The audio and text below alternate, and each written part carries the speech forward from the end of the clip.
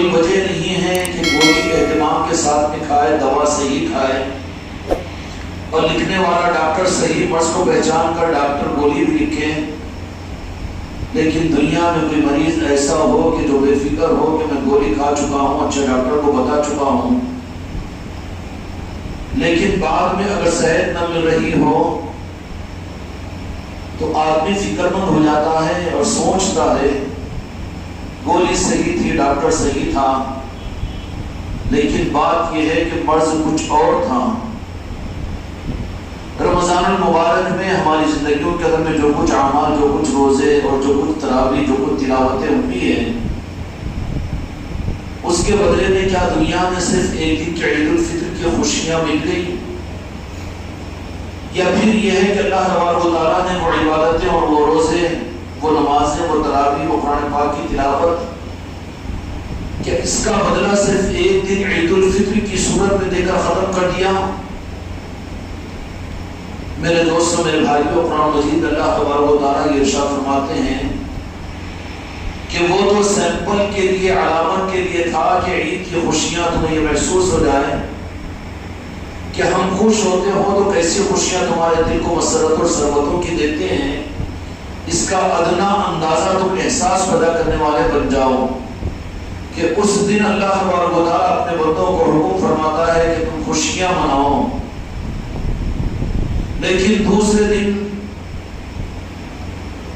پھر اس بات کے لیے ذہنوں کے اندر میں یہ سوال ہمارے پیدا ہو جائے اور ہمارے ذہنوں کے اندر میں یہ بات آ جانی چاہیے، یہ صحت کی علامت ہے کہ واقعیتاً کیا کتنے رمضان ہم نے اپنی زندگی میں گزار دیے، لیکن اتنے رمضانوں کے گزارنے کے بعد، اتنے اہتمام کے ساتھ روزوں کے رہنے کے باوجود، اتنی تراویحوں کے پڑھنے کے باوجود تم بیٹھ جاؤ ہے، تم اپنے گھر کے خانقاہ محمدی میں اس تصور کے ساتھ میں بیٹھ جاؤ کہ میں خواجہ خواجگان کے نام کی تلے بیٹھا ہوا ہوں، ان کی چوکھٹ کے سہارے بیٹھا ہوا ہوں، تو بغیر کسی عمل کے کیے بھی ان کی نوازشیں انشاءاللہ ملے گی، برخلاف اس کے خواجہ خواجگان کی ظاہری چوکھٹ پر بھی پہنچ جائے بلکہ بڑی بات ہو جائے گی۔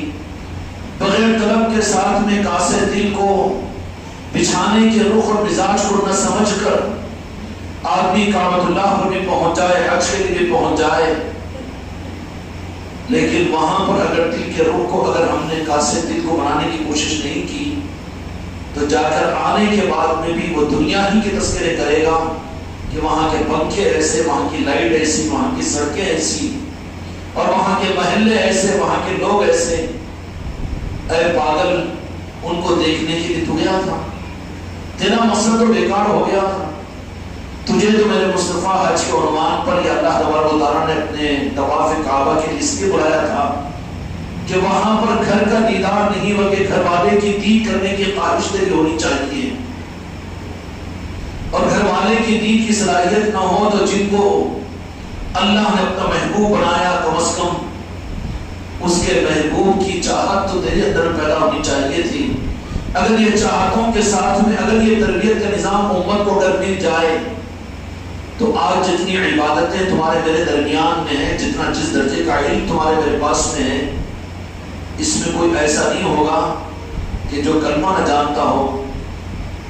کلمہ تو سبھی پڑھتے ہیں، لا الہ الا اللہ محمد رسول اللہ، لیکن تاریخ بھی مل جائے گا کہ ظاہری اعمال کچھ نہیں تھے، لیکن صرف ایک کلمے نے انہیں مقام ولایت پر پہنچایا تھا۔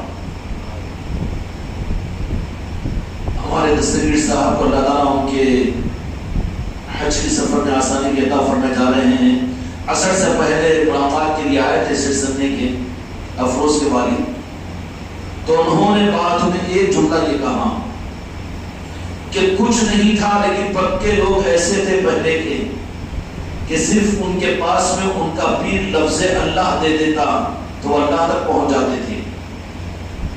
آج تو نظریں بیانات پر، ذکر و اذکار پر، علم پر، عقدوں پر، تعلیمات پر، تربیتوں پر جاتی ہے، پھر محروم کیوں ہوتے ہیں؟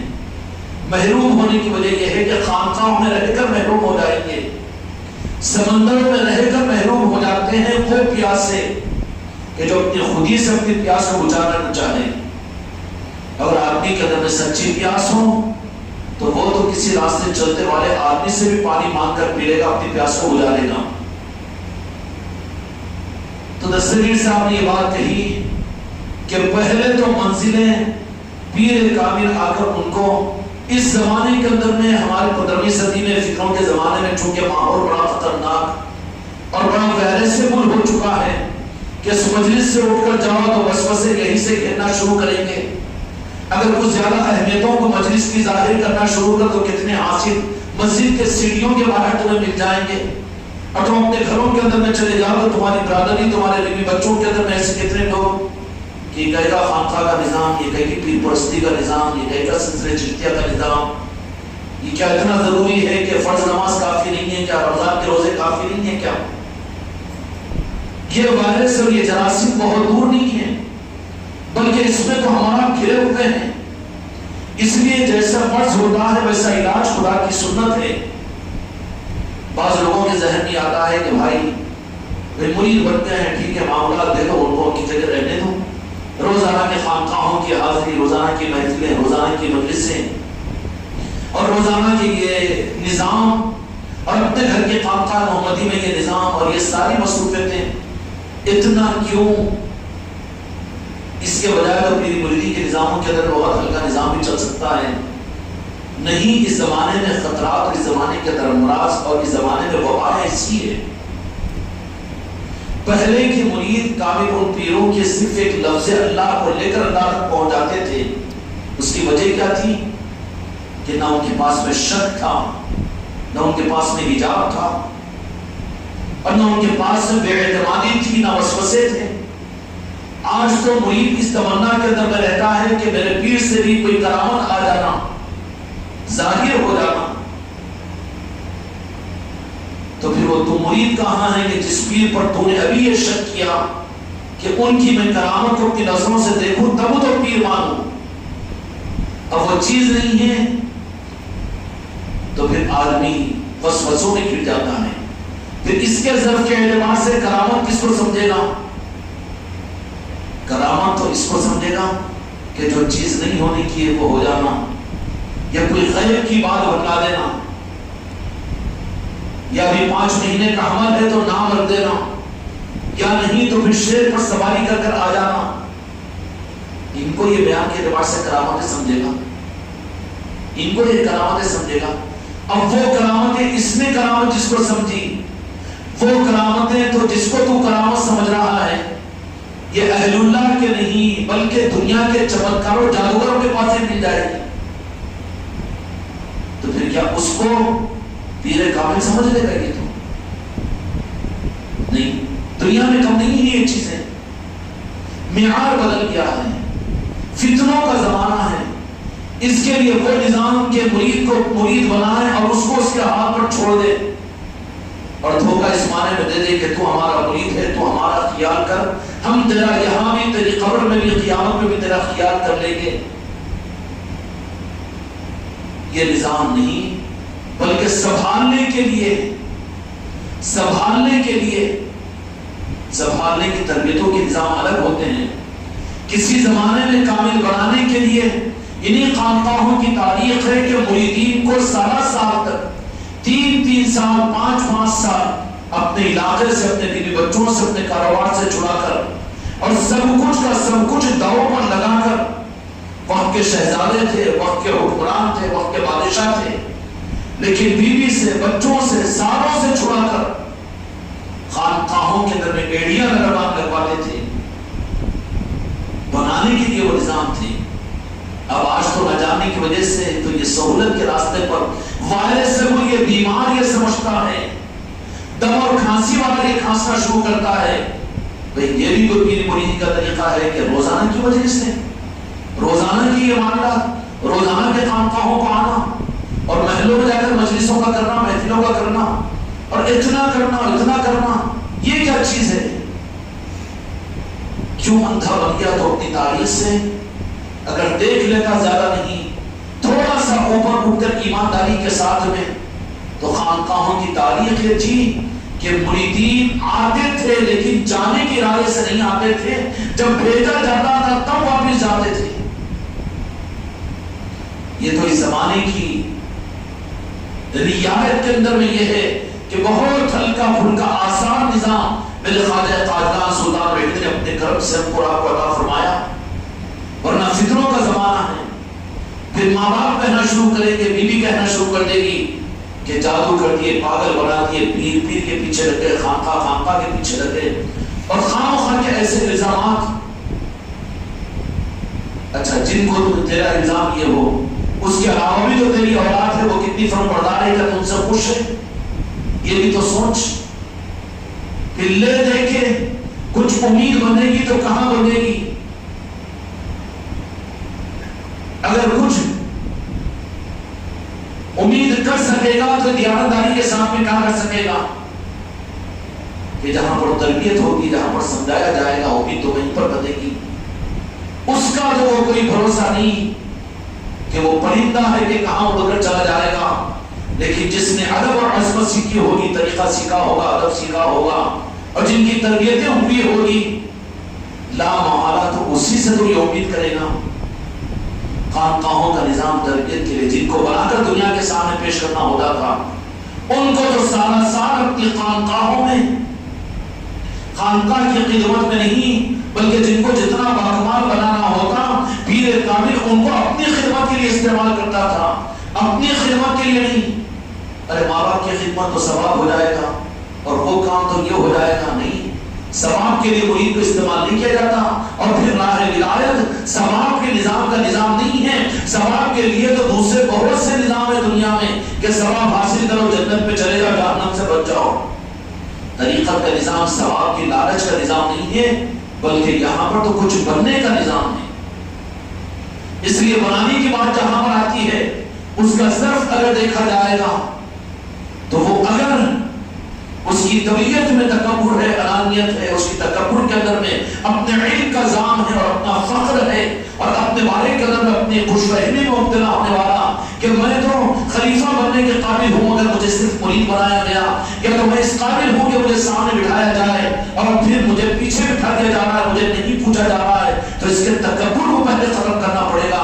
اب وہ جانے جو اہل نظر ہوگا، اس کے تکبر کو دور کرنے کے لیے وہ ڈائگنوز کرے گا، علاج متعین کرے گا کہ کیا کہ یہ معاملہ پورا کرے، اللہ ہو کہے، اور رات کی تہجد کو بابا سے بغد اپنے گھر میں پڑھا کرے، اور 6000 مرتبہ کلمے کے معاملات پورا کرے، اور یہ کرے وہ کرے۔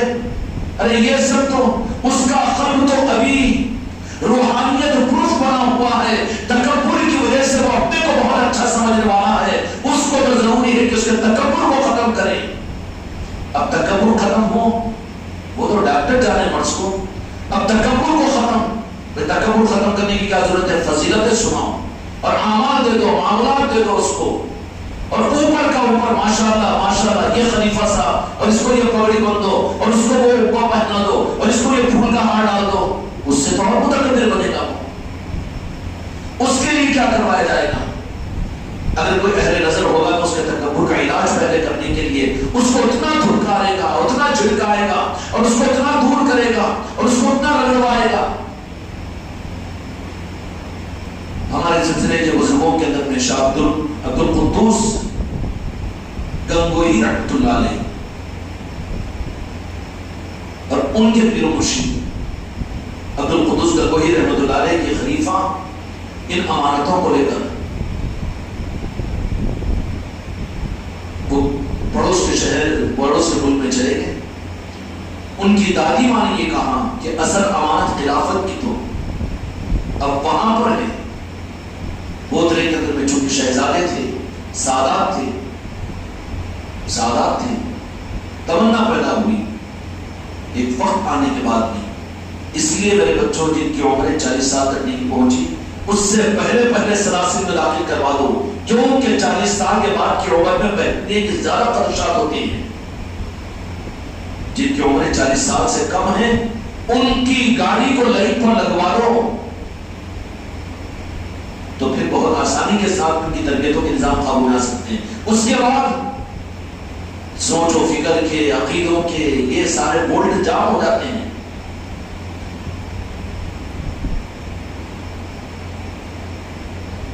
نتیجہ یہ نکلا کہ دادی نے کہا کہ امانت تو وہاں پر ہے بیٹا تمہاری. اب یہ کہا کہ اس امانت کو حاصل، کون سی امانت؟ سونے کے ڈلے نہیں، یا خلافت کا چوکا نہیں، یا اپنی بھی پیری مریدی چلائے گی یہ تمنا نہیں. مخلص لوگوں کی بات تھی. وہ مرید بننے کا کہاں قابل ہے جو اپنے کو اہل سمجھے، تو پھر وہ خلیفہ کے قابل کہاں ہے جو اپنی خلافت کا داغ دنیا میں جمائے. وہ پیر کہاں ہے جو اپنے کو پیر دنیا میں بلوانے لگائے. یہاں کے نظام کچھ الگ ہے. یہ پہنچے وہاں پر جب اطلاع ملی کہ جن سے امانت لے کر آیا ہوں وہ پیر کے پوتے آ رہے ہیں، تو استقبال کے لیے اپنی خانقاہ میں سے لے کر نکلے اپنے مریدین کو اور لے جا کر استقبال کیا کہ میرے جو پیر ہے جن سے مجھے یہ امانت ملی ہے وہ میرے پیر کے پوتے آ رہے ہیں. گنگو شریف سے تشریف لے گئے. تو استقبال کے لیے بستی کے باہر آ کر انہوں نے استقبال کیا اپنے مریدین کے ساتھ، بڑے جاہ و جلال کے ساتھ، عظمت و عزت کے ساتھ میں اپنے پیر کے پوتے کو لا کر اپنی مسند پر بٹھایا اور بڑی عظمتوں کے ساتھ اظہار کیا. خود سامنے بیٹھ کر مسند پر آپ کو بٹھایا کہ ان کا تھا. تو کہا کہ شہزادے سرکار آپ کے آنے کی اطلاع پر ہم خوش ہوئے تھے، لیکن آنا کیسے ہوا؟ تو پھر کہا کہ آنا یہ ہے کہ وہ امانت جو ہمارے دادا کی آپ کے پاس میں ہے سلسلے کی، اس امانت کا تعلیم بن کر آیا ہوں. تو کہا کہ اس امانت کی طلب میں تو ہمارے پاس میں آئے. اسی وقت میں آج کسی مرید کو اگر جگہ سے ہٹا دے کیا ہوگا؟ پھر سیدھا بیٹھو اگر خلیفہ کو بولتے رہو دیکھو مجھے پورے لوگوں میں ڈانٹ دے رہے، اور مجھے نیند آ گئی، غضب آ گیا تو مجھے اٹھا رہے، لوگوں کے سامنے ذلیل کر رہے.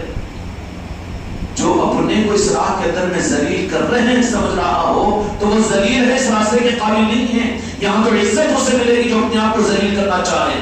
جو عزتوں کو یہاں پہ ڈھونڈے وہاں یہاں تو اس کو کچھ بھی نہیں ملے گا، آپ خالی رہے گا. شاہ عبد القدوس گنگوہی رحمۃ اللہ علیہ کے پوتے، نام یاد نہیں آ رہا ہے، ہمارے شجرے کے اندر میں موجود ہے. تو جیسے یہ بات کہی کہ اس امانت کو لینے کے لیے میں آیا ہوں، اے وابستگان خانقاہ محمدی، یہ باتیں میں مذاکرے کی اس لیے عرض کر رہا ہوں تاکہ اپنے روحوں کو ہم صحیح کریں، صحیح طلب کو پیدا کریں. جیسے یہ بات کہی کہ اس امانت کو دادا جان کی آپ کی خدمت میں آیا ہوں آپ کی خانقاہ میں لینے کے لیے، تو فوراً کہا کہ اس امانت کے تعلیم بن کر آئے تو اٹھو وہاں سے. مسند سے اٹھایا اپنے پیر کے پودے کو اور اٹھا کر کہا کہ نہیں، آپ یہاں اس امانت کے لیے اہل بنانا ہے اور ہم طلب کے ساتھ میں تعلیم بن کر آئے. ہمارا اسٹینڈرڈ، ہمارا مقام ہم کو ہماری حیثیت کو نہیں پہچانے، ہمارے اسٹینڈرڈ کو نہیں پہچانے. جو اسٹینڈرڈ کو دیکھیں یہاں پر کیا ملے گا؟ کہا کہ ہٹو وہاں سے، خانقاہ کے باہر بیٹھو. اور اس کے بعد نے کیا کہا؟ خانقاہ کے باہر بھی نہیں بلکہ جاؤ پیچھے، ہمارے خانقاہ کے پیچھے ہمارے شکار کے وہ کتے بنے ہوئے ہیں، تم جاؤ اور اس کی خدمت کرتے رہو، کتوں کو نہلاتے رہو اور وہاں چارہ ڈالتے رہو. ایک تو اپنے مسند پر بٹھایا عظمت اور احترام کے ساتھ میں، لیکن جہاں پر کچھ دینے کا معاملہ آیا تو اللہ تبارک و تعالیٰ کا نظام یہی ہے کہ اللہ بڑی نعمت کو دیکھ کر دیتے ہیں. اس لیے اللہ تعالیٰ نے دین کو پہلے نہیں دیا بندوں کو، بلکہ دین دینے سے پہلے قابل بنانے کے لیے انبیاء کو مبعوث کیا. قرآن اللہ تبارک و تعالیٰ نے نہیں دیا، بندوں کی امانت تھی، لیکن پہلے جن کے ذریعے سے دیا وہ میرے آقا دلہ کے مالک محمد رسول اللہ صلی اللہ علیہ وسلم کو دیا کہ میرے محبوب اپنی صحبت میں رہ کر یہ قرآن کی دولت کے قابل پہلے ان کو بنائیے. اللہ تبارک و تعالیٰ کی یہ اصول ہے.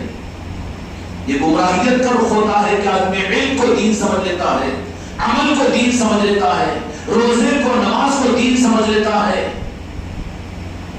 اس دین کے اعمال کے لیے ضرورت ہے کہ یہ دین اور یہ اعمال خدا کی بارگاہ میں قابل قبول ہو. تو اس کے لیے ضروری ہے کہ اس سے پہلے کی تربیت کی منزل سے گزرے تو وہ اعمال اس کی زندگی پر صحیح اثر پیدا کریں گے. ایک لمحے کے لیے اپنے دل سے ہم سوال کرنے کہ ایک مہینے کے روزہ دار ہم تھے، تراویح پڑھنے والے ہم تھے، عید الفطر کو ہم نے منایا، لیکن کیا مطمئن ہیں ہم کہ اللہ نے ہم کو تقویٰ دے دیا، ہمارے روزوں کو قبول کر لیا؟ کیا ہم یہ دعویٰ کر سکتے ہیں؟ یا کم از کم اس کی فکر بھی ہمارے اندر میں ہے؟ یا برخلاف اس کے کہ تکبر، میں روزے رکھا ہوں پورے 30 32 کی 30 بولو، 30 نہیں 60 بولو، رات کا بھی ایک دن کا بھی ایک، میں تراویح بھی پڑھا ہوں اور میں ذکر بھی کرا ہوں اور میں یہ بھی کرا ہوں، میں وہ بھی کروایا ہوں، میں بھی دعوتیں بھی کروایا ہوں، میں تہجد بھی پڑھا ہوں۔ کن راہ ہے اپنے تکبر و عجب کے اندر میں، بجائے اس کے کہ ندامت اس کے اندر میں، کیا اللہ میں جو کچھ بھی تیری توفیق سے عمل کیا تھا، مجھ سے تو تیرے اعمال کی توفیق کی ناقدری ہوئی۔ اگر یہ بسیج کی ہے تو یہ تقوی کی دلیل ہے، قبولیت کی دلیل ہے۔ اس لیے میرے آقا نے یہ ارشاد فرمایا، جس کا خوبی اشارہ فرمایا آپ نے، کہ میری امت کو رمضان کی حقیقت معلوم ہو جائے تو تمنا کرے گی کہ سال پورا 12 مہینے رمضان ہو۔ روزے رکھنا مراد نہیں ہے اس سے، چاہت نہیں کب ختم ہوتا کہ عید 32 کا چھو گیا تو اچھا ہے نا، خوشی ملے گی 32 روزے ہو گئے تو خوشی بھی ہوگی نا، خوش ہو، عید کا موقع ہے، انکار نہیں کر رہے ہیں، لیکن جائزہ بھی ہم کو لینا چاہیے۔ رمضان کا وہ نورانی ماحول تھا، ایسے ہی ماحول میں اگر سانس نکل جاتی، زندگی پوری اگر ایسا ماحول مل جاتا، وہ نورانی ماحول کے شب و روز اگر نصیب ہو جاتے، کوئی دنیا کی لالچ، دنیا کی طرف میں ارتفاع و تمنا نہیں، بلکہ روحانی ماحول کے اندر میں رات آ رہی ہے تو ایک اعمال کی فکر کے ساتھ میں، اور دن جا رہا ہے تو ایک خدا کی محبت میں، خدا کے حقوق کے پورا کرنے کی چاہت کے ساتھ میں، کیسے شب و روز تھے رمضان کے۔ لیکن ختم ہوا رمضان المبارک تو دل پہ کم از کم ایک سوئی اور ایک پن تو لگی، جن کو لگی ہے ان کی قبولیت کی دلیل ہے۔ جانے دو بوجھ چلا گیا، اب تو خوب کھائیں گے، خوب پیئیں گے اور خوب خواہشیں پوری کریں گے۔ میرے بھائی، نامعمولیت کی دلیل ہے یہ۔ اللہ تبارک و تعالیٰ بڑی دولتیں پہلے تیار کرواتا ہے، اور تیار ہونے کے لیے کاسے دل کو صحیح کرنا پڑتا ہے۔ جیسے اسی گھڑے میں پانی پڑتا ہے، جس گھڑے کا رخ صحیح ہونا کی طرف میں، اسی طریقے سے اللہ تبارک و تعالیٰ نے بھی دین اور قرآن احکامات پہلے نہیں دیے، بلکہ پہلے دل کے رخ کو صحیح کرنے کے لیے نارین پاک مصطفیٰ کی طرف میں رخ کو کروایا، اور کرنے کے بعد میں پھر اللہ تبارک و تعالیٰ نے 10-11 سال کے بعد میں نماز فرض کی، زکوٰۃ کا حکم بعد میں، روزے کا حکم بعد میں، ساری شریعت کے احکامات بعد میں۔ لیکن اس زمانے کی گمراہیت کی مصیبت یہ ہے کہ وہ سارے لوگوں کو کہ جو بعد میں اللہ نے دیا اس کو پہلے کر دیے،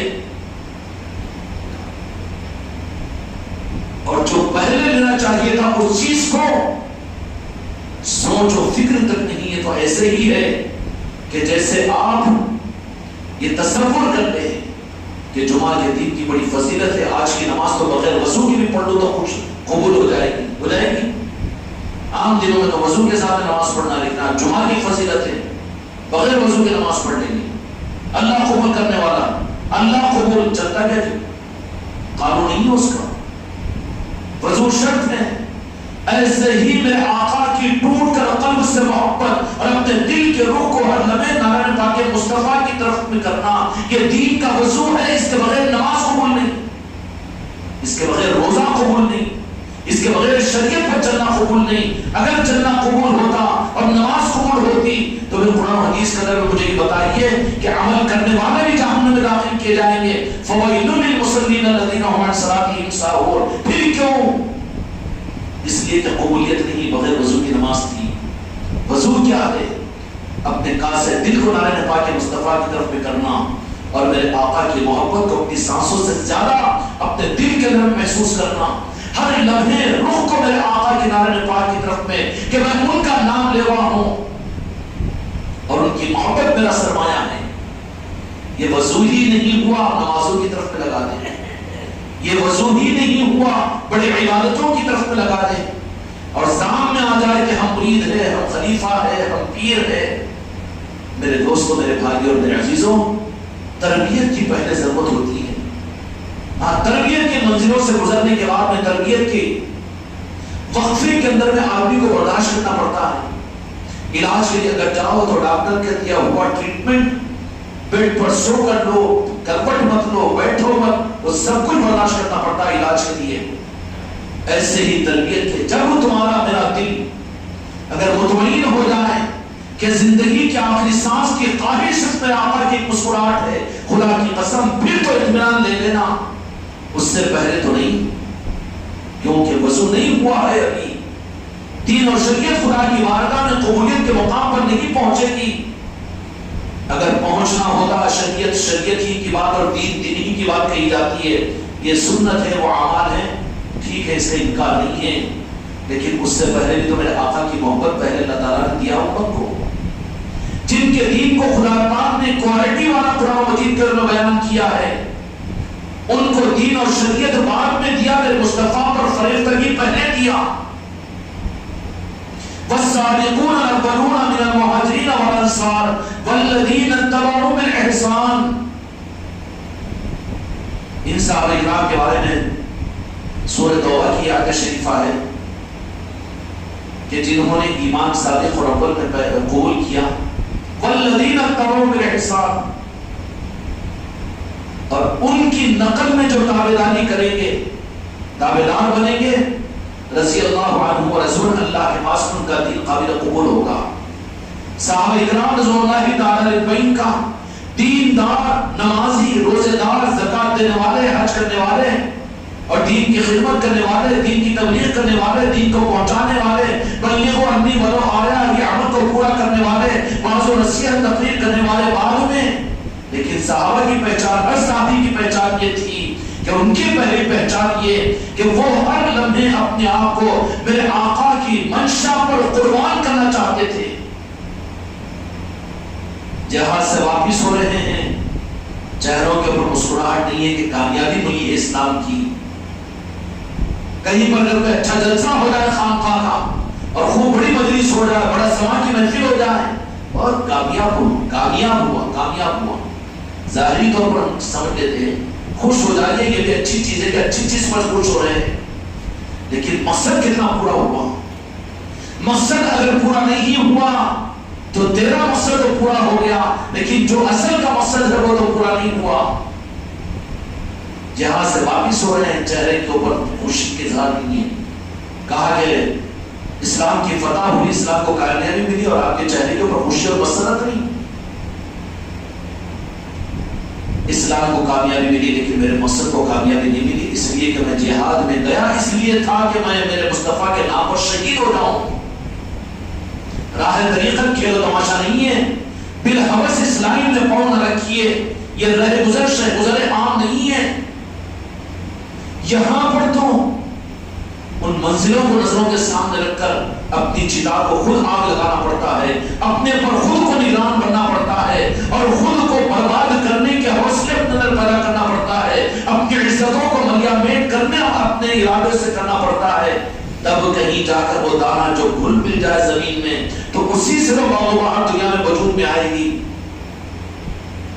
اللہ تبارک و تعالیٰ نے احکامات اور شریعت دیے ہیں، روزہ اور نماز، زکات اور حج دیے، لیکن پہلے اپنے محبوب کو دیا، قابل بنایا کہ پہلے یا میرے محبوب میری امت کو اپنی محبت میں اتنا پکا کرو اور اپنے عشق اور اپنے کاسے دل کو آپ کے نام پاک مصطفیٰ پر کہ رات کے اندھیرے میں نیند ہوشیار ہو جائے.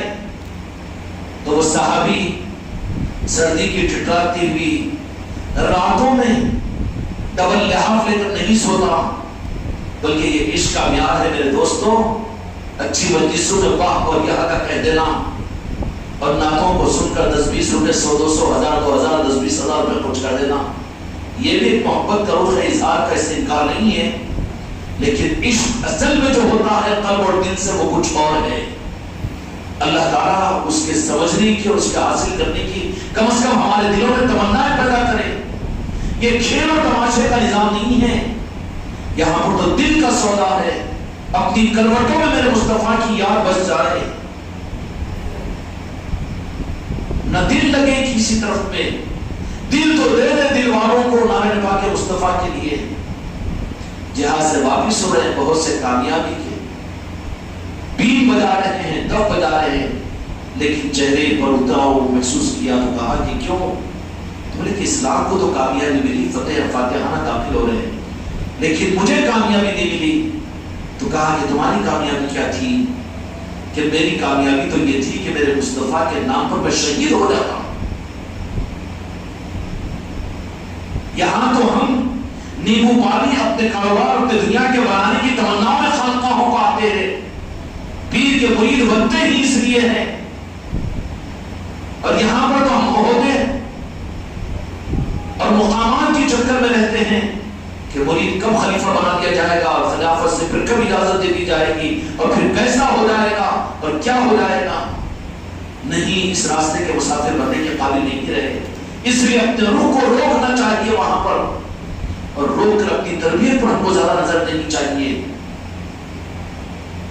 جیسے یہ کہا کہ ضمانت کو لینے کے لیے آیا تو کہا کہ بیٹا یہاں سے ہٹو، اب تو تم کو ضمانت دینے کے قابل ہم کو بنانا ہے، تو اپنی مسند سے ہٹایا، وہاں سے ہٹایا، وہاں سے ہٹایا، لیکن جاؤ ہمارے شکاری کتے جو ہیں وہاں پر ان کو کھلاؤ پلاؤ، ان کو نہلا دھلاؤ۔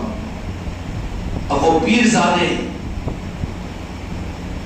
سب کچھ کرتے رہے، پھر کہا کہ پھر خانقاہ میں آئے تو کہا کہ ابھی کتنی اندر میں انانیت اور تکبر ہے، ارے ہمارا نام تو اوپر ڈالے نہیں، اور ہمارے نام کے ساتھ میں تو یہ سب لقبات لکھے نہیں، یہ بھی تو روک لگا ہوا ہے لائنوں کے اندر میں، ارے ہم کو تو پیچھے نیچے ڈال دیے، ان کو اوپر ڈال دیے، ہوتا نہیں، ان کو سامنے بٹھا دیا، ان کو پیچھے بٹھا دیے۔ کہا کہ اپنے خانقاہ کے اندر میں آ کے کچرا صاف کرنے والی بندر کو فرمایا کہ وہ ہے نا آگے بیٹھے ہوئے رہتے فلاں جگہ کو، ایک نظر بھی التفات کی ادھر نہیں دیکھ رہے ہیں، تو بولے کہ جاتے ہوئے تھوڑا سا کچرا ان کے اوپر گرا دینا جان بوجھ کر، تو جیسے ہی گرائی تو بولے کہ کیا کہتے ہو اس کا پھر مجھے آ کر اطلاع دینا۔ جن کے پاس میں تربیت کے نظام منزلوں پر پہنچانے کے لیے ہوتے ہیں وہاں کے اصول الگ ہوتے ہیں، بالمقابل اس کے وہ مقاصد نہیں ہوتے کچھ اور، مریدوں کی تعداد کو بڑھا لینا، واہ واہ یا کیا، ان چیزوں کے مقصد کے لیے تو پھر وہاں پر رعایتیں بھی ہوتی ہے، وہاں پر مراحل بھی دی جاتے ہیں، وہاں پر پھر ڈگریاں بھی تقسیم کی جاتی ہے، اور وہاں پر بہت کچھ تقسیم ہوتے رہتا ہے، اور وہ انیستیا لگ جاتا ہے، اور بالکل اپنی منزلوں سے بالکل بے فکر، وہ تو یہ سمجھ رہا کہ میں تو کامل بن گیا ہوں، مجھے یہ تو بشارت ہوگی، اور مجھے تو یہ معاملہ ہو گیا، اور یہ تو مجھے میرے خلیفہ نے یہ کہہ دیا، میرے پیر نے یہ کہہ دیا۔ نتیجہ یہ نکلتا ہے کہ جس وقت میں زندگی کی سانسیں ختم ہوگی، محنت کا میدان ہاتھ سے نکل چکا ہوگا، اس وقت میں بڑی امیدوں کے ساتھ اپنے پلٹ کر دیکھے گا تو کچھ بھی نہیں، جھولی خالی رہے گی۔ اس لیے میرے بچوں میرے بھائیوں، جیسے بندے نے کچرا گرایا تو گھور کر دے گا اور کہا کہ اگر گنگو ہوتا تو بتا دیتا، آ کر کہا کہ حضرت انہوں نے تو یہی بات کہی، تو کہا کہ ابھی تربیت باقی ہے، ابھی تربیت باقی ہے، ابھی تربیت باقی ہے۔ پھر کئی مہینے تک وہی کام پر لگایا، کہا یہ کام پر حضرت ہم سے نام پڑھانا تھی، حضرت ہم سے بیان کرانا، حضرت ہم بڑے اسٹارٹر کے آدمی ہیں، بڑے کروڑپتی لکھپتی ہیں، لہٰذا ہمارا خیال کرنا ہمارا معیار ہے، ہم پڑھے لکھے ہیں، دنیا کے ایجوکیٹڈ پرسن ہیں، اور ہم عالم ہیں اور ہم حافظ ہیں، یہ ناقدری کیا ہے، ہم پرانے مرید ہیں، پرانے خلیفہ ہیں، کوئی خیال کوئی رعایت ہی نہیں۔ کل کیا ہے بچوں کے سامنے ہم کو ذلیل کر دیتے ہیں، اٹھا کر سنا دیتے ہیں۔ یہ بگاڑنے کے نظاموں کی ذمہ داری ہمارے اوپر نہیں ہے، جو بننے کے لیے آئیں گے ان کے لیے محنت بھی کریں گے، راستے بھی بتائیں گے، اور جو اس کے لیے تیار نہ ہو، بے چینی محسوس کرے، ان کے لیے تو آنے والوں کے لیے ایک دروازہ ہے، جانے والوں کے لیے تو 4 دروازے کھلے ہوئے ہیں۔ یا روکنے والا کوئی نہیں ہوگا، رکائیں گے کوئی نہیں، لیکن یہ بھی یاد رکھیں گے کہ بھگائیں گے کسی کو زبردستی کوئی نہیں۔ کیوں؟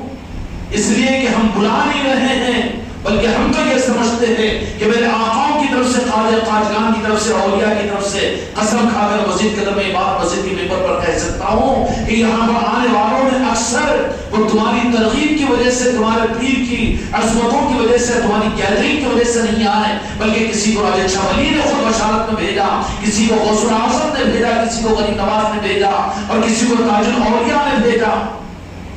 کیوں بھیجا کہ نہیں بھیجا؟ مسجد کے ممبر کے پاس میں ذمہ داری سے بات کہہ رہا ہوں۔ جب ہم نہیں بلایا تو ہماری روح اس معنی میں کانپ جاتی ہے کہ بھیجا تو آقاؤں نے، لیکن ہم سنبھال نہیں سکے، ہم سے ہوا نہیں، ہم کیا جواب دیں گے؟ اس معنی میں جب دکھ ہوتا ہے، لیکن جانے میں دکھ اس معنی میں بدل جاتا ہے سکھ میں کہ ہلکا ہو گیا ہے وزن، کہ سر پر بوجھ بنا تھا سنبھالنے کا، کہ جواب دینا مجھے پڑتا تھا، میں سنبھال نہیں سکا، لیکن وہ اپنے روح کو لے کر، اپنے آپ کے روح کو موڑ کر نکل جاتا ہے تو پھر دکھ سکھ میں بدل جاتا ہے، پھر ٹینشن نہیں رہتا۔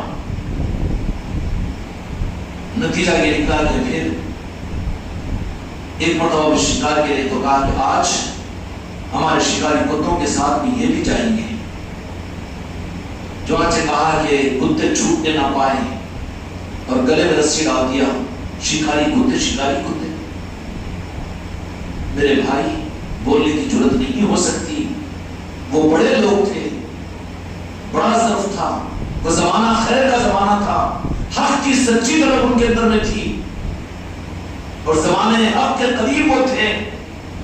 نہ مجھے بولنے کا حق ہے، نہ تم لوگوں کو سننے کا حق ہے، لیکن میرے خواجہ خواجگان کا نظام جو دیا ہوا ہے خانقاہ محمدی کی صورت میں، اس نظام کی قدر کرو کہ بڑی آسانی کا اور بہت ہلکا نظام، ہم سب کو اس ماحول کے اندر میں اپنے آپ کو اپنے ماحول میں سنبھال کر رکھنے کے لیے ہمارے لیے یوں سمجھ لیجیے موجودہ زمانے کے اندر میں اپنی طریقت کی راہ کے اندر اپنی کچھ حفاظت کے ساتھ اپنے آپ کو بچانے کا راستہ یہ خانقاہ محمدی کی نظام کی یہ ساری مصروفیات ہے۔ اگر ان مصروفیات سے اگر تھوڑا بھی باہر نکل جائیں گے تو رسم اور بزم پر بات آ جائے گی، تحریک اور مسلک اور جماعتوں کی بات آ جائے گی، وہ رنگ نہیں ملے گا، وہ ڈھنگ نہیں ملے گا۔ کیا وجہ ہے کہ اتنی بے نیازی کے نظام کے ساتھ میں جبکہ یہاں پر نہ کچھ کروایا جاتا ہے، نہ کرنے کی ترغیب دی جاتی ہے، اور نہ کچھ یہاں پر اعزازات تقسیم کیے جاتے ہیں، اس کے باوجود جو اہل ذوق ہے وہ کتنے فریفتہ ہے اور کتنا اپنے آپ کو قربان کرنے والے ہیں۔ یہ کوئی اور وجہ نہیں ہے، بزرگوں کے کرم کی بات ہے۔ اور اس پر جو نوازشیں ہو رہی ہے، اس پر جو نوازشیں ہو رہی ہے، ارے کیا میرے مریدوں پر، میرے خلیفاؤں پر، بلکہ میری مریدان کے اوپر بھی جو نوازش ہے، جو حق ہے کیوں نہ ظاہر کروں۔ بہت خوشی ہوئی مجھے کہ ناصر بھائی کی والدہ جو ہماری مریدہ ہے انہوں نے سنائی کہ رمضان کی فلاں رات میں سید کائنات فاطمہ الزہرا سلام اللہ علیہ کی زیارت کے ابھی آئی بھی اور خانقاہ میں ہوں۔ عزیز النساء بیگم تو کہا کہ چلو امی جان کے پاس میں جا کر ملاقات کریں گے، کہ اس لیے نہیں سنا رہا ہوں کہ اس کا ایوارڈ میں اپنی طرف سے لوں، لیکن کسی نظام کے حق کے ظاہر کرنے کے لیے حالات اور یہ واقعات اگر نہ کہوں تو حق کے چھپانے والے مجرموں میں شامل ہوں گا میں۔ اگر بناوٹ کی غلط بات بول رہا ہوں تو میں مجرم ہوں ممبر کے بازو کہنے میں۔ سید کائنات نے فرمایا کہ امی جان سے جا کریں گے، اور وہاں پر بیٹھے ہوئے ہیں اما جان سیدہ خدیجہ الکبریٰ رضی اللہ عنہا، جا کر پیروں میں گر گئی، کہا کہ بیٹی کیا بات ہے، کیا بات ہے؟ اب انہوں اپنے اعتبار سے ہی جنت میں مجھے داخل کروائیے، تو کہا کہ میرے ساتھ تو جنت میں رہے گی، میرے ساتھ جنت میں رہے گی۔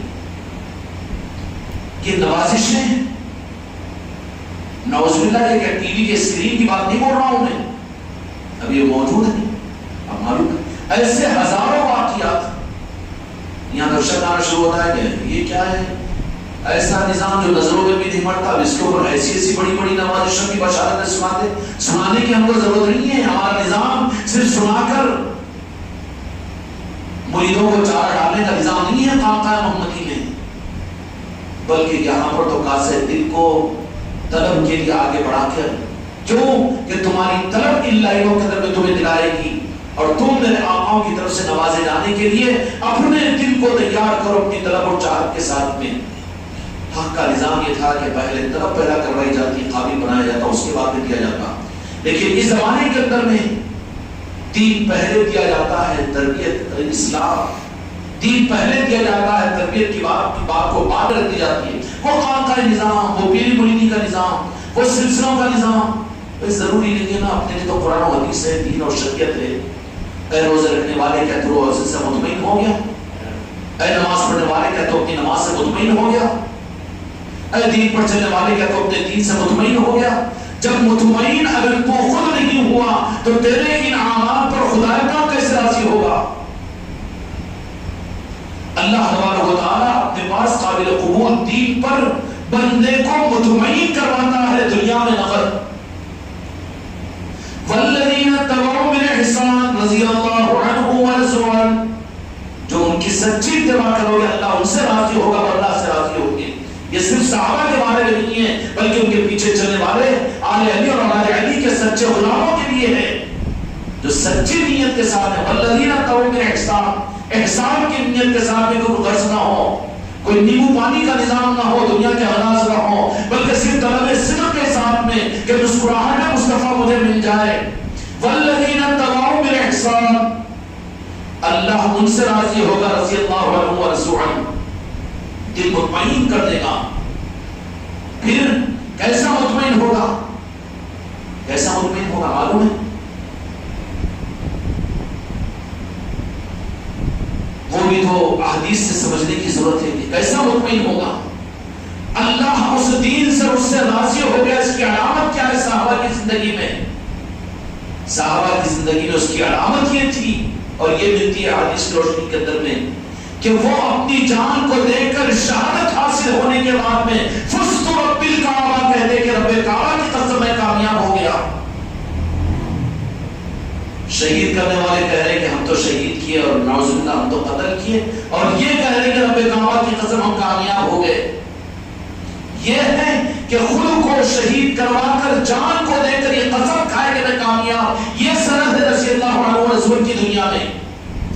خود کو لٹا کر، خود کو برباد کر کے، خود کی چتا کو آگ لگا کر پھر دل مطمئن ہو کہ نہیں اس پر ہم تو کامیاب ہو گئے. اور جو کچھ بھی ہے جو اپنے گانے گاتا رہے کہ میں یہ کر دیا، میں وہ ہو گیا، میں تو وہ ایسا، میں تو یہ ایسا، نہیں، اس راہ کا مسافر نہیں ہے. وہ کوئی اور راہ کا ہے، کوئی اور اس کا رخ ہے.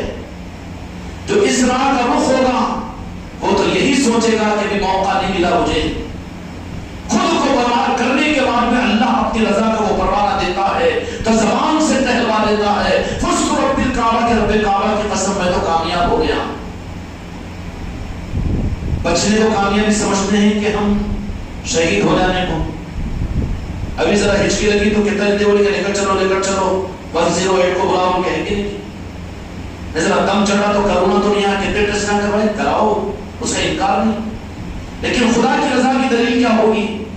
رضا کی دلیل خدا کی یہ ہوگی کہ اللہ تبارک و تعالیٰ اس کا دل اتنا مطمئن کر دیں گے کہ وہ اپنی جان کو ظاہر میں دے دے، شہید ہو جائے تو قسم کھائے گا کہ رب کعبہ کی قسم میں تو کامیاب ہو گیا. یہ ہے خدا کی رضا کی دلیل جو اس دنیا میں اللہ تعالیٰ دیتے ہیں. میرے بھائی اور میرے دوستوں، اللہ تبارک و تعالیٰ ہم کو اور آپ کو ان بڑی بڑی باتوں کو سنانے کا مقصد میرے دوستوں کچھ اور نہیں ہے کہ آپ کے علم میں اضافے کے لیے یا آپ لوگ حضرات کو شرمندہ کرنے کے لیے نہیں ہے، بلکہ صرف یہ ہے کہ اپنے دل کے رخ کو اس منزل کی طرف میں کرنے کی نیت کرو، اس حقیقت کو حاصل کرنے کی کوشش کرو. مطمئن مت ہو جاؤ، اطمینان اپنے اندر پیدا مت کرو کہ نہیں ماشاءاللہ ہم تو کچھ بھی نہیں ہے. جہاں یہ خیال پیدا ہو جائے کہ ماشاءاللہ الحمدللہ، تو پھر اب تیرا رخ پلٹ جائے گا. اب تو جدھر کو جائے گا تیری نکیل اب شیطان کے ہاتھ میں ہوگی، تیرے نفس کے ہاتھ میں ہوگی.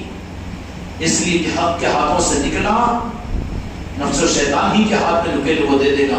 پھر اس کو کہاں سے کہاں لے کر چلے جائے گا، کہاں سے. پھر اب وہ کہنا کہ میں بھی تو، میرا بھی معاملہ کچھ ہے، میرا بھی کچھ مقام ہے، میں بھی تو کچھ ہوں، میں نے بھی تو کچھ کیا، میں نے بھی تو کیا کیا. اب پھر اس کی نکیل جدھر کو ہے ادھر کو لے آتا چلا جائے گا. پھر اعتراض کرنا شروع نے اتنی سختیاں کی، اتنا یہ کی، وہ ایسا کی، اتنا کرتے رہنا کی، اب بیوی بچے نہیں ہیں کی، کاروبار نہیں ہے کی. ارے بابا تیرے بیوی بچے، تیرے کاروبار، تیری دنیا سے تجھے کون چھڑا رہا ہے؟ خانقاہ محمدی کا مطالبہ تمہارے جسم سے، تمہارے مالوں سے نہیں ہے. نہ تمہارے مالوں کی ضرورت ہے، نہ تمہارے جانوں کی ضرورت ہے یہاں پر، بلکہ صرف خانقاہ محمدی کا مطالبہ جہاں کے تربیت کے نظام کے اثر بنیاد یہ ہے کہ جو مرید بنے وہ اپنے دل کو دے دے. اگر دل کو نہیں دیا تو کروڑوں روپے مال بھی لگا دے خانقاہوں میں اور تو اپنی جان کو بھی لگا دے، کوئی چیز حاصل نہیں ہوگی. اس لیے کہ راستہ ہے ہی دل کا. جو دل کو حوالے کر دے گا اس دل کی قدر کی جائے گی اور وہ دل کو عروج عطا کیا جائے گا اور دل کی منزلیں اس کی پوری ہوتی چلی جائے گی. اس لیے میرے بھائیوں، جو بات میں نے شروع میں عرض کی تھی کہ اللہ تبارک و تعالیٰ نے پہلے اپنے محبوب کو دیا، تیار کیا، اس کے بعد میں نماز دیا، اس کے بعد میں دین اور شریعت دیا. لیکن موجودہ زمانے کے اندر میں، فتنوں کے زمانے کے اندر میں، کہ وہ نظام جو اصل تھا اس کو چھڑوا کر اس کے بدل میں دین کو، شریعت کو، اعمال کو، احکام کو، تو نتیجہ کیا نکلا کہ یہ خود دین کے اعمال اور احکام اس کے لیے بوجھ بنتے چلے گئے.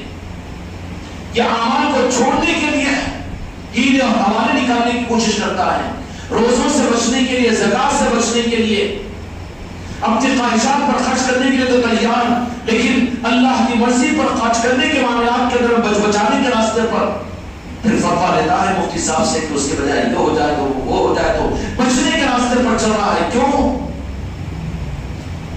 اس لیے کہ یہ ابھی اس قابل نہیں بن سکا کہ جہاں پر یہ خود کو قربان کر کے یہ سمجھتا کہ میں کامیاب ہو جاتا ہوں. اس لیے میرے دوستوں، میرے بھائیوں، اللہ تبارک و تعالیٰ ہم کو اور آپ کو اپنا جائزہ لینے کی توفیق عطا فرمائے. اپنی سوچ و فکر کے ساتھ میں چلو. اس خانقاہ نظام کے اندر میں نہ تمہارے جانوں کی ضرورت ہے، نہ تمہارے مالوں کی ضرورت ہے. تم کو تمہارے گھروں میں، تمہارے خاندان میں خدا آباد رکھے، لیکن یہاں صرف اور صرف مطالبہ تمہارے قلب اور دل کا ہے. اگر قلب و دل کے ساتھ میں، اگر اس نظام کے ساتھ میں ہے تو تمہارے ساتھ میں نظام ہے، نظام میں تم ہو. لیکن تم اپنے بدن کے ساتھ میں نظام میں چل رہے ہو، لیکن دل اگر وسوسوں میں ادھر ادھر بھٹک رہا ہو تو دھوکے میں نہیں آنا کہ نہ نظام تمہارے ساتھ میں ہے نہ تم نظام میں ہو، اور نظام تمہارا کوئی کام نہیں کرے گا. خام خواہ کے منہ کے مٹھے دعوے ہوں گے، بڑی بڑی منقبتیں ہوگی، پیر کو خوش کر لو، لوگوں کو خوش کر لو، لیکن منزل کچھ ملنے کی نہیں ہے. اس لیے میرے بھائیوں، جو کچھ نظام ہے خانقاہ محمدی کا، آپ حضرات بھی تو سوچ رہے ہوں گے کہ عید الفطر کے دوسرے دن کا موقع، اور پھر آج بھی یہ مجلس سے اور یہ بھی دوسرے دن ہے تو کھانا نہیں چھوٹا، پینا نہیں چھوٹا، ملاقاتیں نہیں چھوٹی. نظام کیوں چھوٹ جائے؟ تمہاری ہماری سانسوں میں نظام ہو، ہماری مصروفیت اور مشغولیتوں میں نظام ہو، اس لیے کہ یہ ہمارا مقصد بن جائے. اس لیے میری بچیوں، اپنے گھر کی خانقاہ محمدی کے نظام کو بھی پھر سے سنبھالو. ذریعہ سن تصاولی ہو رہی ہے، ہر میری بیٹی کی ذمہ داری ہے کہ اپنے گھر کی خانقاہ محمدی میں روزانہ 1 گھنٹہ نکال کر بیٹھ کر اپنے بچوں کے، اپنے گھر کے اور افراد کو لے کر بیٹھ کر تربیت کی باتیں کیا کرے، اہل بیت کی محبت سمجھایا کرے، اولیاء کی عظمتیں بتایا کرے، اپنی اولادوں کی تربیتیں کرے. اپنے بچوں کا وہ بڑی محرومی کی بات ہے کہ جن میری بیٹیوں کو اور بچیوں کو اپنے بچوں کا ہوم ورک تو یاد آتا ہے، اس کو لے کر بیٹھنا تو یاد آتا ہے، ٹیوشن تو یاد آتا ہے، لیکن بدنصیبی ہے وہ میری بیٹی کی، میری ملیحہ کی، کہ جس کو اپنے بچوں کی تربیت کے لیے ہم نے یہ بات کہی کہ اپنے گھر کی خانقاہ محمدی میں بیٹھ کر اپنے بچوں کی تربیت کے لیے روزانہ آدھا گھنٹہ لگایا کرو. پھر کبھی غریب نواز کا واقعہ، کبھی رضا شولی کا واقعہ، اور کبھی بزرگوں کے واقعہ، کبھی جنت پاک کی محبت، اور کہیں پر میرے مصطفیٰ کی محبت. یہ ہر بیٹی کی ذمہ داری ہے. اپنے گھر کی خانقاہ محمدی کو آباد مت، ویران مت کرو. اپنے گھروں کی خانقاہ محمدی کو ویران کر دو گے پھر تمہارے قدم رک جائیں گے، تمہارے شہروں کی خانقاہ محمدی میں تم نہیں آ سکو گے. یہاں آپ وہی سکیں گے. میں انہی کو آنے والا سمجھتا ہوں کہ میں اندازہ لگا دیتا ہوں کہ ان کے گھر کی خانقاہ محمدی آباد ہے. جن کے گھروں کی خانقاہ محمدی میری بیٹیوں نے آباد کی، ان کے گھر والے پھر خانقاہ آنے سے نہیں رکیں گے. اور جن کے گھروں میں اسی کا تصور نہیں ہے تو پھر وہی تمہاری بیوی، وہی تمہاری ماں اور تمہاری بہن تمہارے لیے رکاوٹ کا ذریعہ بنے گی. پھر ٹڑے ٹڑے پاوا نکالے گا، اتنا کیا 1 دن یا 2 دن نہیں ہو گیا نا، نہیں ہوا تو اتنا بولتے کہ وہ کرتے کی. تو ہم سمجھ لیتے ہیں کہ بگاڑ اس کے گھر سے ہے. تمہارے گھروں میں خانقاہ محمدی، یہ تو میرے خواجہ خواجگاہ خواجہ غریب نواز کا خاص انعام ہے خانقاہ محمدی والوں پر کہ اپنے گھروں میں خانقاہ محمدی کی اجازت دے کر گھروں میں خانقاہ محمدی کے نظام کو صرف خانقاہ نہیں بنوا دی بلکہ نظام بھی دیا. گھروں میں خانقاہ محمدی کا نظام بھی دیا. اور تم خالی نام لگا دو پلیٹ اور نظام کو ہٹا دو وہاں سے، تو پھر بجائے نفع کے نقصان ہوگا. تمہارے اولادوں کی تربیت کے لیے، تمہاری نسلوں کی تربیت کے لیے تمہارے گھروں کی خانقاہ محمدی ہے. تمہارے نسلوں کی تربیت، تمہارے آنے والے بچوں کی تربیت بھی اس میں، اور تمہارے گھر کے سارے روح کے صحیح ہونے کا انحصار بھی. میری بچیوں، میرے مریدوں، کان کھول کر سن لو، تمہارے اوپر ذمہ داری ہے، تمہارے اوپر ذمہ داری ہے. ہم سمجھ جاتے ہیں کہ جن گھروں کے مرد حضرات خانقاہ آنے میں پشو پیش کرتے ہیں، یہاں کے نظاموں میں جڑنے میں پشو پیش کرتے ہیں، ہم سمجھ جاتے ہیں کیونکہ گھروں میں خانقاہ محمدی کا نظام نہیں صحیح چل رہا ہے. اگر گھروں میں خانقاہ محمدی کا نظام صحیح چلے تو پھر اس گھر کے بچے کیا، اس گھر کے مرد کیا، کیسے رکیں گے نظام سے؟ روزانہ ان کو طاقت ملے گی، روزانہ ان کو فیڈ ملے گا اور روزانہ ان کو غذا ملے گی. اس لیے گھروں کی خانقاہ محمدی کے حشر کو ناگفتہ مت کرو. جو کہ ان کی طرف سے ملی ہوئی ہے وہ خانقاہ، اگر تم اس خانقاہ محمدی میں اپنے گھر کے اندر جا کر بیٹھتے ہو تو پھر کنیکٹ ہوتے ہو اس وقت میں خواجہ خواجگان کی چوکھٹ سے، ان کی نسبت پر ان کا نام لے کر وہاں پر بیٹھ رہے ہیں. سمجھ میں آ رہی بات؟ غوث پاک کے چلے دنیا میں ہے کہ نہیں؟ بظاہر غوث الاعظم تو اپنی مسند کے اعتبار سے بغداد شریف میں ہے، لیکن ان کے نام کا چلہ ہوتا ہو تو فیض ملتا کہ نہیں ملتا؟ یاد آتے کہ نہیں غوث اعظم؟ بابا فرید کے چلے دنیا میں کتنی جگہ ہے ہندوستان میں، وہاں پر ان کے نام کے تصور کے ساتھ یہاں پر جاتے تو فیض حاصل ہوتا کہ نہیں ہوتا؟ ہم یہ چلے بنانا نہیں چاہ رہے ہیں، لیکن پریکٹیکل تمہاری نسلوں کی حفاظت کا ایک نظام وہ بھی خواجہ خواجگان نے ادا کیا ہے. اس کا حشر اگر برا کرو گے تو تم نظام کو بڑھانے والے اور نظام کو سنبھالنے والے نہیں بلکہ نظام کو نقصان پہنچانے والے ظالموں میں شمار ہوگے. اس لیے میرے بچیوں، رمضان کا ماحول ختم ہوا، اب تم اپنے گھر کی خانقاہ محمدی میں اس پورے نظام کو کم از کم روزانہ 1 گھنٹہ سب کو بلا کر نہیں، گھر میں جتنے مرد عورت ہیں، جتنے بچے ہیں، ان سب کو بلا کر ذکر کرو، تعلیمات دو، تعلیمات سنو اور بیٹھ کر وہاں پر ترغیب دیا کرو. روزانہ کا ایک ماحول، روزانہ کا ایک فیڈ اور غذا کو تمہارے گھروں کے اندر ملنی چاہیے. افسوس یہ کہ تمہارے باورچی خانے آباد ہیں، تمہارے ڈائننگ ہال آباد ہیں اور تمہارے میٹنگ روم آباد ہیں، حتیٰ کہ تمہارے کپڑے دھونے کی مشین پر تم وقت لگاتے ہو. لیکن بدنصیبی یہ ہے کہ تمہارے گھر میں تمہارے دل دھونے کی مشین کی صورت میں خانقاہ محمدی ہم نے دیا، لیکن اس خانقاہ محمدی کا حشر تم نے پردہ ڈال کر، بدنصیب ہے وہ جو کئی دن گزر جاتے ہیں وہاں پر جاتا بھی نہیں ہے، بیٹھتا بھی نہیں ہے، اس کو موقع ہی نہیں مل رہا ہے، نہیں چل سکے گا، وہ منزل حاصل نہیں کر سکے گا. اس لیے میرے بچوں برا نہ مانو، اپنے گھروں کے اندر اس خانقاہ محمدی کو، اس کے اعمال کو زندہ کرنے کی کوشش کرو، وہاں پر بیٹھا کرو. وہ نسبتیں، وہ نظریں، وہ نسبتیں تم کو اپنے گھر کی خانقاہ محمدی میں مل جائے گی کہ وہاں تمہاری نسلیں تیار ہوگی، تم تیار ہوگے اور تمہاری مسئولات تیار ہوگی. ورنہ آنے والا زمانہ فتنوں کا ہے،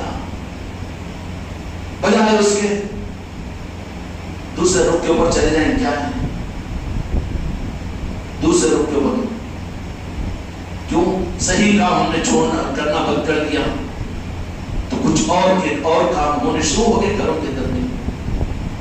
شرم نہیں آتی اس کو کہ جاتے ہی ریموٹ لے کر ٹی وی کا بٹن تو ڈال دیتا ہے، لیکن تیرے گھر میں خانقاہ محمدی ہے، اس میں وقت گزارنے کی ذمہ داری تو نے قبول کی اور وہاں پر تو ایک دم بے فکر ہے.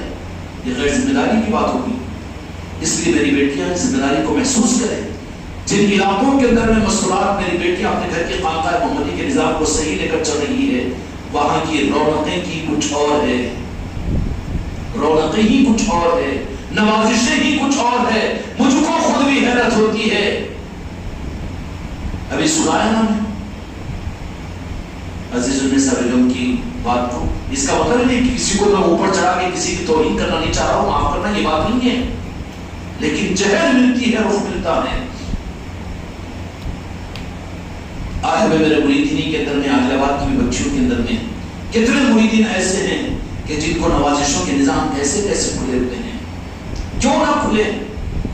निर्मल जाने तो हमारी छोड़ा तो मिलेगा, ताजुद्दीन हमारी छोड़ना भी आना ही है। निर्मल का रास्ता सही है, दलील है।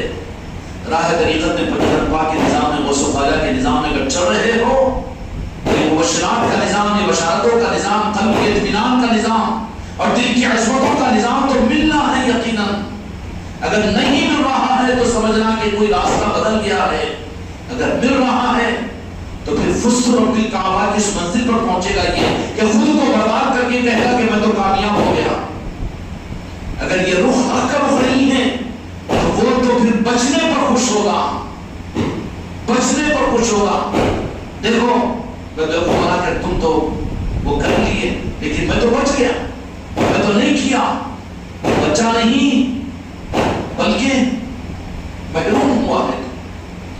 इसलिए मेरे भाइयों और मेरे दोस्तों, जरूरत है इस बात की, मेरी बच्चियों, अपने घर की खानकाह मोहम्मदी के सारे निजाम की असल बुनियादें हैं ये, इसको पूरी जिम्मेदारियों के साथ में पूरा करने की कोशिश करो। और दूसरे लोग के ऊपर मेरे दोस्तों, मेरे भाइयों, अपने अपने इलाके की खानकाह मोहम्मदी में वो आमान को शुरू करवाओ। और तीसरी बात यह है कि रमजान की मजलिसों में भी हमने ये बात अर्ज की थी। क्या बड़ा बड़ा देखो कौन बदतमीजी कर रहा है, हेलो सस्ता के तो क्या है, चलो बेटा उधर है बाजू एक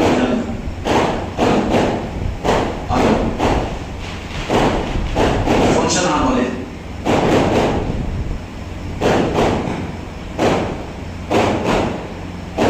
निजाम के मामलात के बढ़ाने के अंदर में आप हजरात,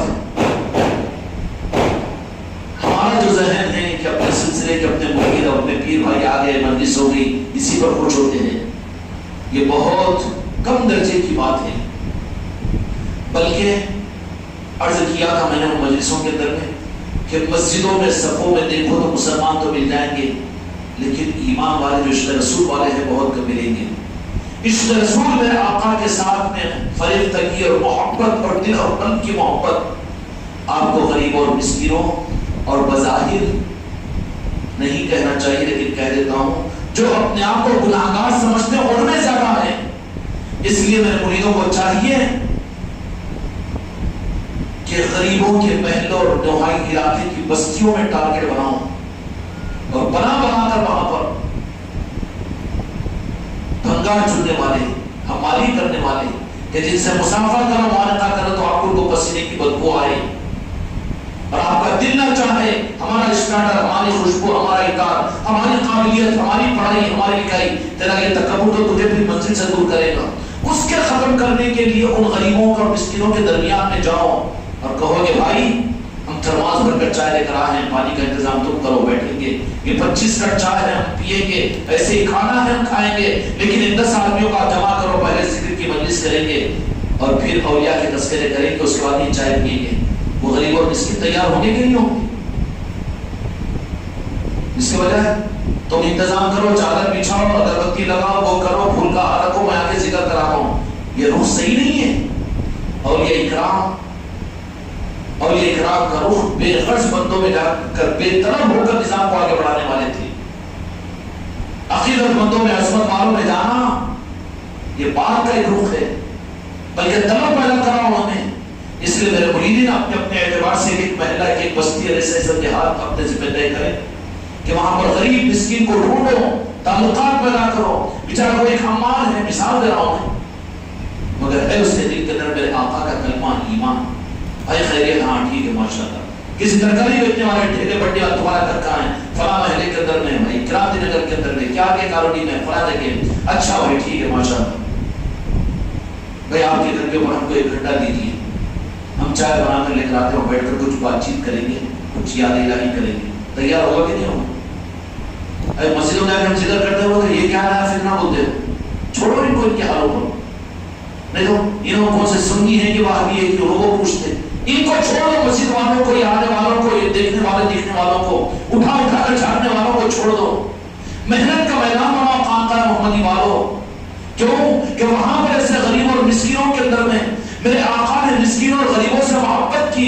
کوئی لکڑیاں پھوڑ کر ہاتھوں میں گٹا آتا. ایک مرتبہ دن آقا نے بوسہ دیا ایک صحابی کے لکڑیوں کے پھوڑنے سے گٹا جس کے ہاتھ پر آیا تھا.